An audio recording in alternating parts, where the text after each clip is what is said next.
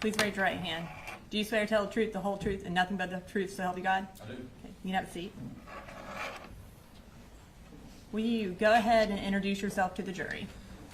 My name is Barry Chandler. Okay. And what do you do? I'm a lieutenant with the Barrow County Sheriff's Office. And what role do you currently have with the Barrow County Sheriff's Office? Currently, I'm assigned as the supervisor over the training unit. And were you in that same role in September of 2024? Yes, ma'am. Prior to becoming lieutenant over training, can you just briefly describe what roles you've had at the Sheriff's Office? Yes, ma'am. So I started my career in the jail in 2003. I was a court services deputy, patrol deputy, answering calls for service and things like that. I was a school resource officer for about 6 years, and then prior to being promoted to lieutenant, I was an investigator for 7 years. I worked 6 years in crimes against persons. So in your capacity as a school resource officer, did you become familiar with the various schools in Barrow County? Yes, ma'am. And what different high schools are there in Barrow County? We have Winder Barrow High School, Apalachee High School, and the Barrow Arts and Science Academy, BASA. And where is Apalachee High School located? Off of Heyman Morris Road. Okay. And obviously, is that in Barrow County? Yes, ma'am, in Barrow County. And approximately how many students go to Apalachee High School? Around 2,000. In your capacity as the lieutenant over training, did you coordinate any trainings related to active shooters in 2024? Yes, ma'am. And when and where did you do that?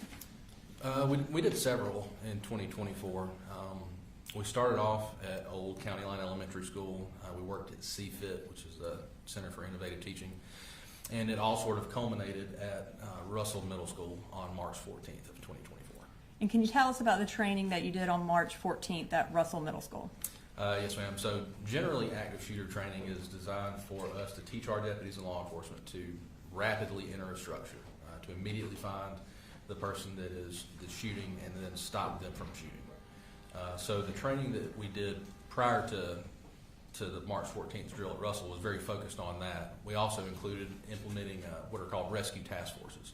So rescue task forces are members from fire and EMS who can get into the school quickly, and with security provided by law enforcement, they can start rendering aid to victims.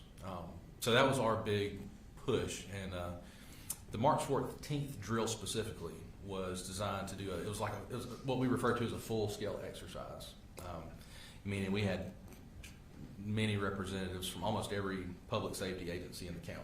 The Sheriff's Office participated, the Winder Police Department, Barrow County Fire and EMS, Winder Fire Department, the school systems, our 911 center, GEMA had a representative, the Georgia Emergency Management Agency. So we had a lot of folks that came together because our goal with the full-scale exercise was to make something as realistic as we could, to give our deputies the ability to respond to the most real-life environment they could. The school system was great. They included, they had teachers that were there that volunteered. The administrators were there. We used cadets, explorers from the Sheriff's Office and the Fire Department as role players. But we tried to make it real, essentially, was what we tried to do. And what was the purpose of having a training that included fire and EMS as well as law enforcement? The purpose ended up being sort of our motto over the course of that training and honestly since. And the purpose was to stop the killing and stop the dying. That's the two goals that we have when we respond to active shooters.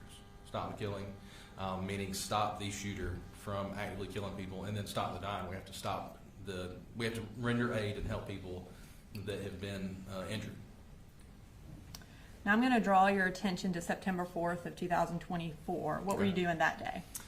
That morning, I was at our gun range. I was helping an independent film crew set up some things out there. As part of your role as lieutenant over training, are you also in charge of the gun range? Yes, ma'am. Okay. While you were at the gun range, did you receive any notification that there was an emergency at Apalachee High School? Yes, ma'am, I did. Okay. And how did you receive that notification? Through the Centegix alert system. It's an app that's on our cell phones. When was Centegix implemented? So it was implemented in early 2024. The school system had it implemented in the schools, in the buildings, because it's software, but it also, there are connections that had to be made inside the building to give like alerts, red flashing lights, connections to the intercoms, things like that. So the school system had Centegix in April. Centegix was connected to our 911 center over the summer, and then by August, we at the sheriff's office all had access to the app. Can you just kind of describe for the jury how that system works? Sure. So Centegix, again, it's a system that essentially initiates and alerts law enforcement and fire and EMS as well of any emergency at a school. So, for example, when the Centegix button is pressed, it puts the school into hard lockdown.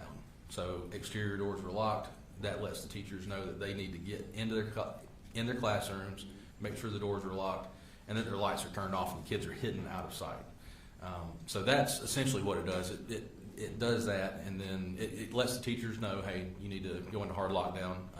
All of the smart screens that are in the classrooms, whatever they're doing on those, they're taken over, and then the warning flashes on the screen that they're in hard lockdown, and there's an audible tone that goes throughout the school, and like I said, red flashing lights.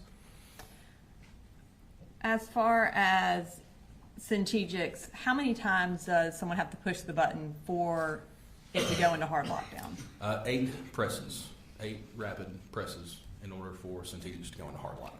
So does that ensure there aren't any accidental presses that ultimately end in? Generally, yeah. It is a heavier number. We still have the occasional, accidental activation, but having a number like 8 presses makes it a little less common, I guess. And Your Honor, may I approach the witness? Yes, ma'am. I'm going to show you. Yes, sir.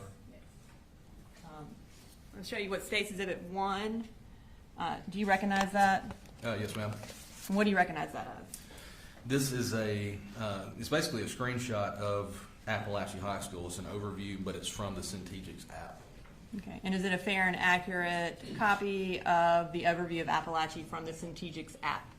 Yes, ma'am. You're right. This time I'd like to introduce an evidence, State's Exhibit 1. Mr. Hobbs or Mr. Berry? No objection, I assume they're demonstrative, Your Honor, and won't go back to the jury. I think that's something we can discuss later. All right. I'll admit it into evidence as one, and we'll decide later whether it goes out. Okay, we could display that. Can we have access, Your Honor? Sorry. It's okay.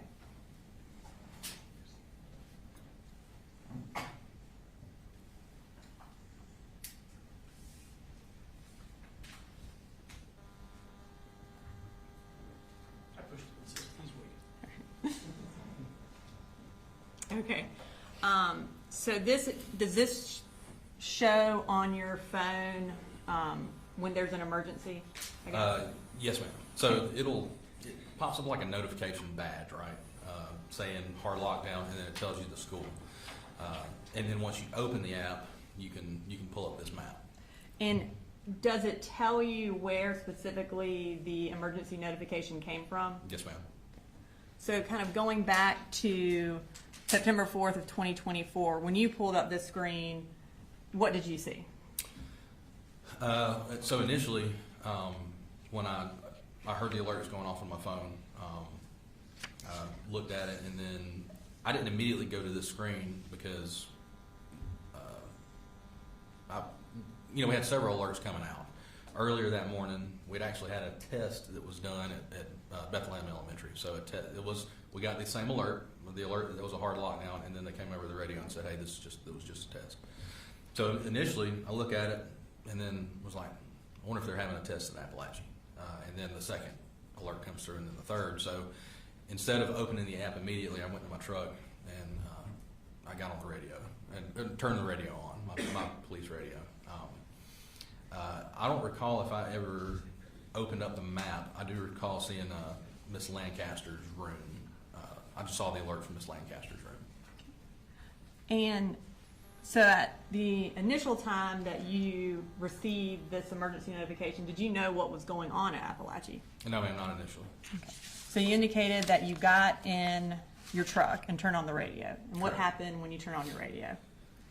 Just seconds after I turned my radio on, I heard Deputy Sergeant Chase Boyd say active shooter across the radio.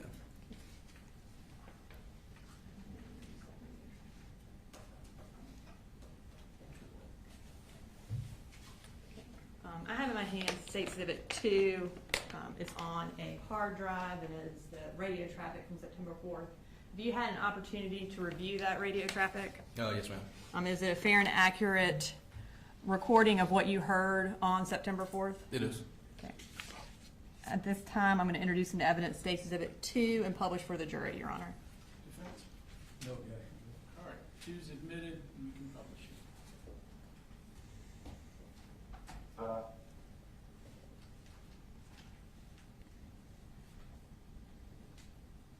Yvonne, you have traffic? Sure. Active shooter.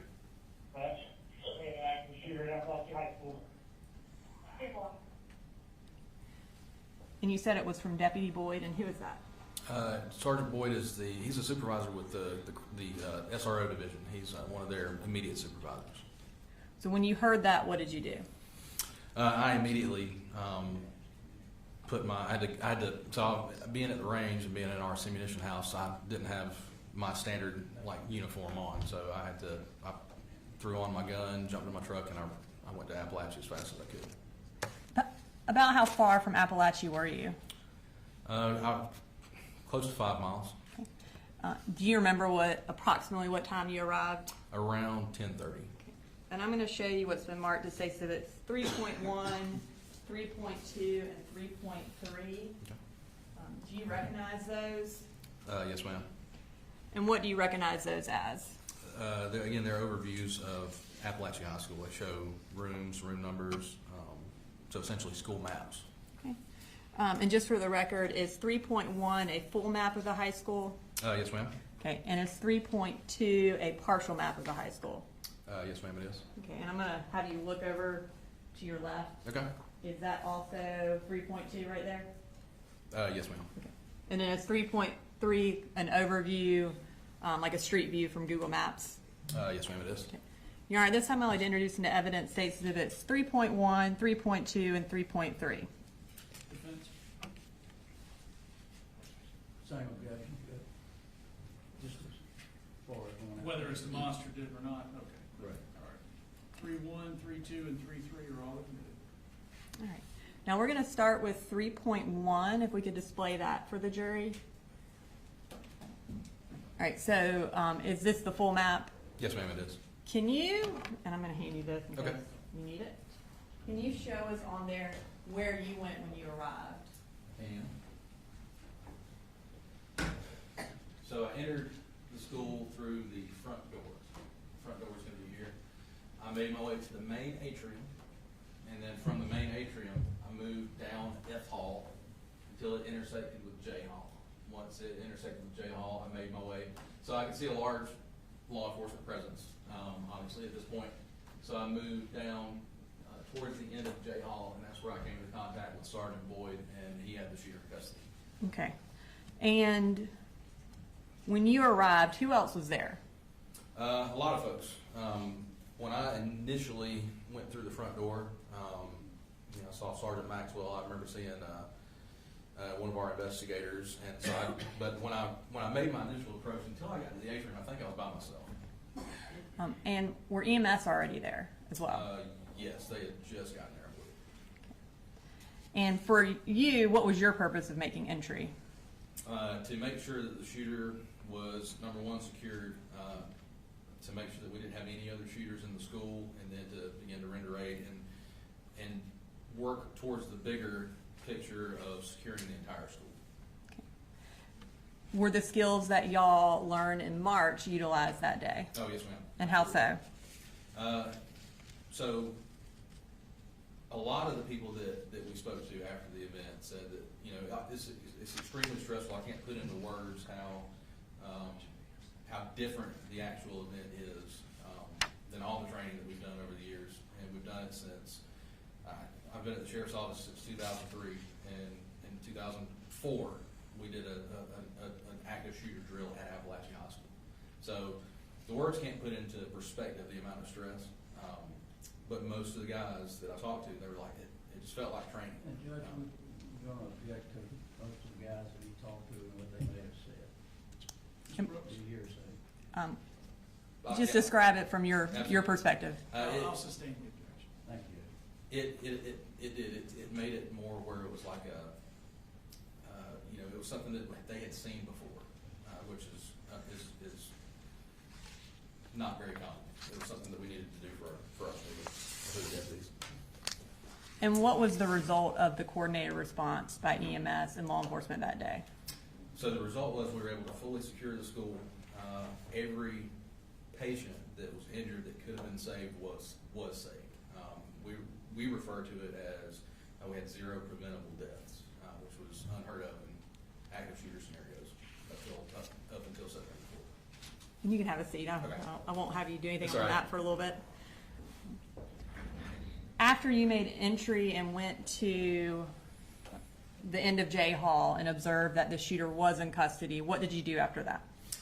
After making sure that the shooter was in custody, I got a team of deputies and we began moving down. So sort of, again, looking at the big picture, seeing where people were at, realizing where we needed resources. It didn't seem like anybody was fully down F Hall. So I took a team of deputies down F Hall and we began making sure that the classrooms that there weren't any other injured people in the classrooms, again, that there wasn't another shooter, and then just securing those areas.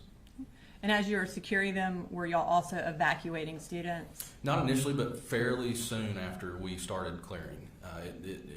The evacuation process didn't take too long to get to. And I'm going to go ahead and bring up State Exhibit 3.3 behind you, which is the Google overview. So can you, and I think I lied, you are going to look at the map real quick. That's fine, yeah. Can you show us on there where the school is and just kind of orient the jury to what we're looking at? Yes, ma'am. So, Heyman Morris Road, this is Apalachee High School. The front door is right here, and then you have the rear parking lot where the buses go, and then the football field. And the football field is surrounded by a chain link fence. And when y'all evacuated the students, where did y'all ultimately evacuate them to? To the football field.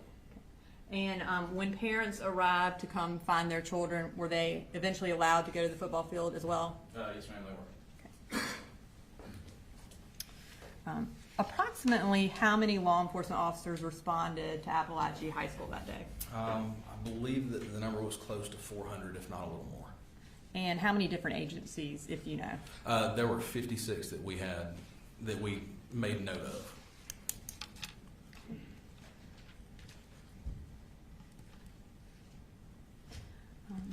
I'm going to go back to when you were in the school. Did you observe any dust-like substance present in the school when you were clearing it? Yes, ma'am. And where was it located? So I noticed it the closer I got to J Hall. As I was going down F Hall, I noticed it as I was getting towards J Hall. And had you had experience with that kind of dust before? Yes, ma'am, years ago. Okay. And based on that, your training and experience, where did that dust originate from? I almost immediately recognized that it was from the ceiling tiles. The concussion from the gunshot caused the dust from the ceiling tiles to start to fall and settle. In 2008, we had done an active shooter drill at Old County Line Elementary School, and I was picked to be the suspect, the shooter.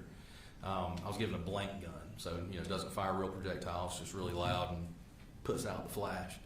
And they put me in a bathroom, and when they gave me the signal, I shot, and the dust fell down from the ceiling tiles, and it created something very similar to what I saw at Apalachee.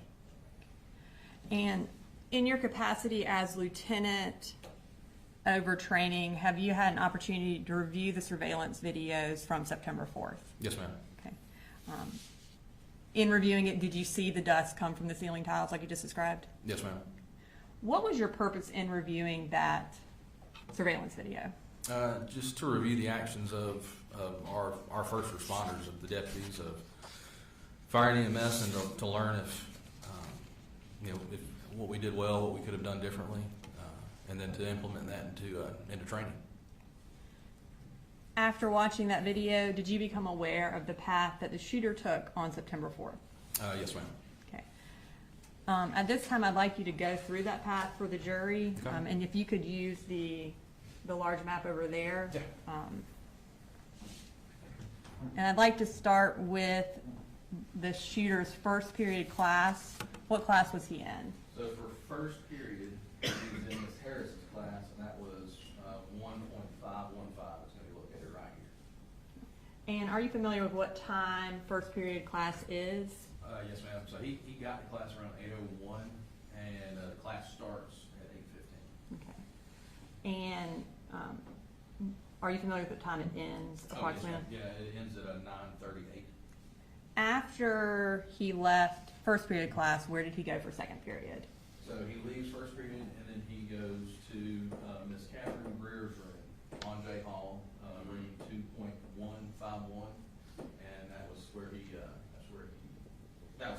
period. That's where he went next. And what time does that class start? 9:45. At some point, did he leave Miss Greer's class? He did.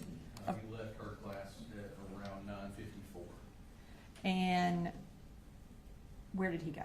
He went to the restroom. Can you show which restroom he went to? Yes, ma'am. Men's restroom, J Hall, just a short distance from Miss Greer's class. And approximately when did he leave the restroom? At 10:21. After he left the restroom, where did he go? He went back towards Miss Greer's class. So he had left Miss Greer's class.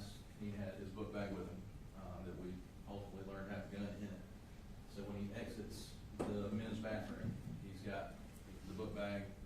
At some point, he drops the book bag, so he just has his gun, and he goes back to Miss Greer's classroom. And was he able to get into that room? No, ma'am.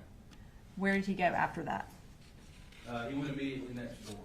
He went to Miss Ryan and Coach Edwards' classroom, which is 2.152. And what happened in that classroom? The door to that classroom was open, slightly open, just a little bit, and he began firing numerous rounds into that classroom. And was anyone injured or killed in that classroom? Yes, ma'am. Several students were injured. Christian Angulo was killed in that classroom. After he left Miss Ryan's classroom, where did he go? So after he shot here, thankfully, as unfortunately as Christian was, after Christian had been shot, he used his foot to close the door. So he restricted access to the shooter after that. The shooter moved back down the hall towards the restrooms that he had come from, and he ultimately got to this intersection. As he's moving down the hall, in room 2.145, Miss Irmy, she was in that room, Christina Irmy. She opened the door to see what was going on. She looked out briefly, and he shot her. And did she survive? No, ma'am, she didn't. After he shot Miss Irmy, what did he do? So after he shot Miss Irmy, he kept moving. He was continuing to move. He got to the intersection here of K Hall and J Hall, and while he was here, he saw Coach Aspinwall and Coach Phoenix, Ricky Aspinwall and David Phoenix, left their classrooms, which are two doors side by side, so they leave pretty much at the same time. And as soon as the shooter sees them coming out of those classrooms, as they're in the hall, he shoots them numerous times. Coach Aspinwall was killed, and Mr. Phoenix was hurt pretty bad. And then after that, where does he go? Continues moving down J Hall. The shooter gets to this area here, Jay and I, about the time that Mason Tremorhorn comes out of the bathroom. He sees Mason, he aims his rifle, he shoots several times, and he ultimately kills Mason. And then what happened? After he shoots Mason, he turns and aims down K Hall at a student that was quickly trying to run away from him. He was trying to run so fast that he was falling over himself. As soon as he aims this way, Deputy Brandon King and Sergeant Boyd made their way down F Hall. They actually came out at the intersection on J Hall, so they could tell that there was, through the haze of the dust that had fallen, they could tell that somebody was down there. They heard the shots when he shot Mason, and then they immediately started giving loud verbal commands for him to drop his gun, and he immediately surrendered.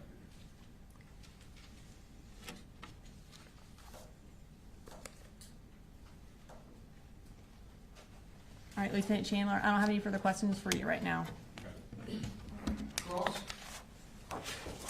Thank you. Good morning, Lieutenant. Morning, sir.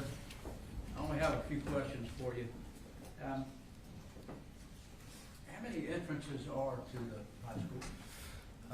Specifically, I'm not 100% sure exactly how many entrances. I can count them for you, though, using the map that we have, if you'd like me to. If you know, that would be great. Okay, give me 1 second. So I'm going to go based off of mostly just the exterior doors. There are going to be some other doors that I might not be able to count.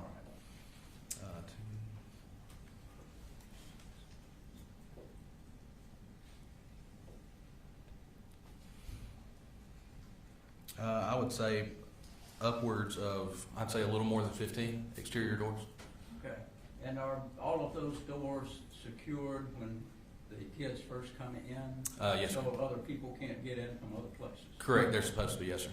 So all the students have to go in through the front? No, sir, not necessarily through the front. So basically, I think that the way they have it set up is car riders will go through the front, and then the bus riders will go through the back side of the school. Okay, so you got actually two entrances? Two main entrances, yes, sir.